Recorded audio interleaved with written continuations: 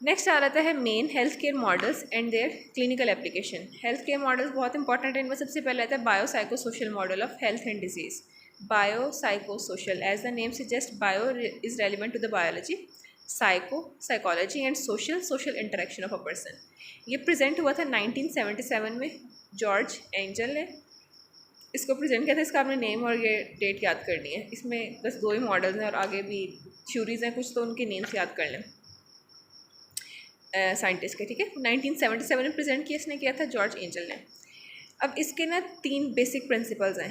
2020 जो हमारा हुआ था प्रॉफ 2024 का कंसीडर होता है ना 2023, उसमें ये वाला क्वेश्चन आया था कि इसके बताएं principles of biopsychosocial model, prof में, फाइनल प्रॉफ में। अब इसमें क्या है, disease is a result of multiple factors that interact to make an individual feel ill. एक डिजीज़ मल्टीपल फैक्टर्स से के इंटरेक्ट होने से वजूद में आती है और मल्टीपल फैक्टर्स मिलकर एक इंसान को इल बनाते हैं। Illnesses and disease are not a consequence of biological factors alone.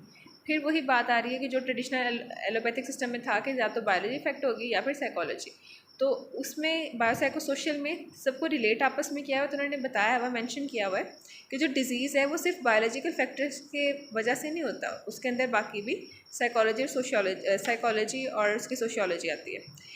Point B है, an individual is compose of a complex integrated system composed of interacting subsystem elements of mind, body, spirit and social relationships, all having feedback loops. Any change in one will result to change in other system.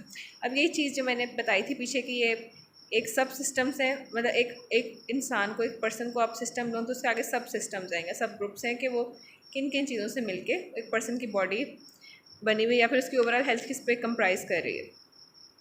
अब ये सारी होंगे तो एक इंसान healthy individual है, ये सब अगर ठीक होते हैं।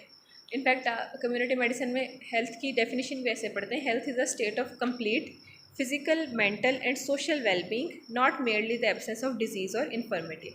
कि इंसान, एक हेल्दी इंसान कौन है कि जिसकी हेल्थ उसकी फ़िज़िकल, मेंटल, सोशल वेलबींग हो, तब वो हेल्दी कंसिडर किया जाता है। अब इसमें भी वही है कि ये सारी चीज़ें आपस में इंटरलिंक्ड है, एक फीडबैक लूप है, किसी एक में मसला होगा तो दूसरे में भी अल्टीमेटली इफेक्ट आएगा। Biological, psychological and social factors form a triad to interact and serve as determinant of disease. Disease के जो डिटर्मिनेंट्स है ना, जो डिटर्मिन करते हैं कि इंसान डिजीज़ है, उसमें ये तीनों आते हैं, एक ट्राइड बनाते हैं, साइकोलॉजिकल, सोशल और बायोलॉजिकल फैक्टर्स। और ये क्या क्या करते हैं, या हेल्थ या इलनेस, ये सारे ठीक होंगे तो इंसान हेल्दी होगा। ये इनमें से कोई एक भी ख़राब होगा तो देयर इज़ इलनेस, कोई एक भी ख़राब होगा तो इलनेस होगी, और एक के ख़राब होने से अल्टीमेटली बाकी सारे भी ख़राब हो जाएंगे। अगर ये क्वेश्चन आता है आपको बायोसाइकोसोशल मॉडल का, तो आपने ये डायग्राम लाजमी बनानी है। इट्स नॉट कंपलसरी कि आप ये इस तरह बहुत नीट क्लीन सर्कल्स बनाएं, बट यू शुड ट्राई कि इसी तरह बने, ओवरलैपिंग हो। आप कोई और शेप भी बना सकते हैं, लेकिन सर्कल से ज़्यादा अच्छा ओवरलैप हो रहता है, क्योंकि जहाँ पे ओवरलैप कर रहे हैं ना, वहाँ से आपका हेल्थ और इलनेस आपने दिखानी है। अगर ये सारे ठीक वर्क कर रहे हैं, बिल्कुल ठीक है, तो इन पर्सन विल बी हेल्दी।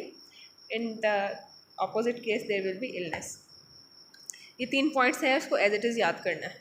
सबसे पहले क्या था कि कोई डिजीज़ है वो मल्टीपल फैक्टर्स पर डिपेंड करती है, और जो डिज़ीज़ है वो सिर्फ बायोलॉजी फैक्टर के अलोन, मतलब बायोलॉजिकल फैक्टर पे अकेले पे डिपेंड नहीं करती, मल्टीपल पे डिपेंड करती, ये बात होगी। तीनों में एक ही चीज़ को घुमा के लिखा हुआ है। दूसरे में है कि एक पर्सन का, एक कम्प्लेक्स पर्सन होता है हर इंडिविजुअल, उसमें इंटीग्रेटेड सिस्टम्स होते हैं, उनके थोड़ा सा बता दिया कि बॉडी, माइंड, स्पिरिट वगैरह।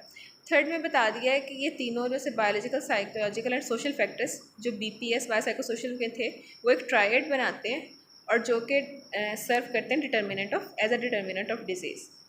नेक्स्ट, अच्छा, अब इसका जो क्वेश्चन आता है ना पेपर में, वो अगर कोई सिनेरियो बताते भी हैं तो उसके बाद ना वो लिखेंगे कि राइट बायोसाइकोसोशल मॉडल। तो कुछ इस तरह नहीं होता कि आपने सिनेरियो से कुछ पिक करना हो, इस तरह का कोई सीन नहीं होता। तो आपने सिर्फ इसको ऐसी चीज़ याद करना है, और पेपर में अगर आता है तो स्ट्रेट फॉरवर्ड पूछते ही हैं आपको कि बायोसाइकोसोशल मॉडल लिखें या बायोसाइकोसोशल मॉडल के प्रिंसिपल्स लिखें, तो आपने इस तरह लिख देना है।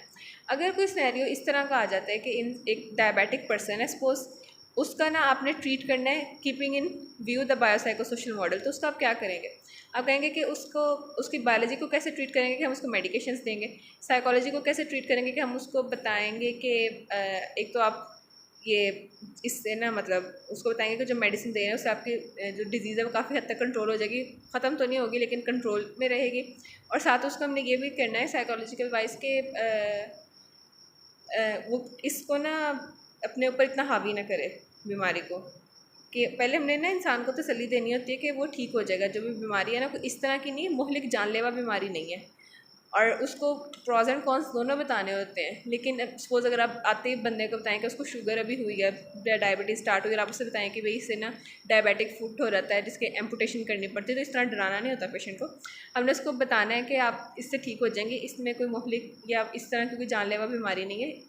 अगर आप मेडिकेशंस फॉलो करते हैं और जो आपको बताई जा रही है रूटीन आप उसको फॉलो करते हैं तो इस पर काफ़ी हद तक कंट्रोल कर सकते हैं बीमारी पे।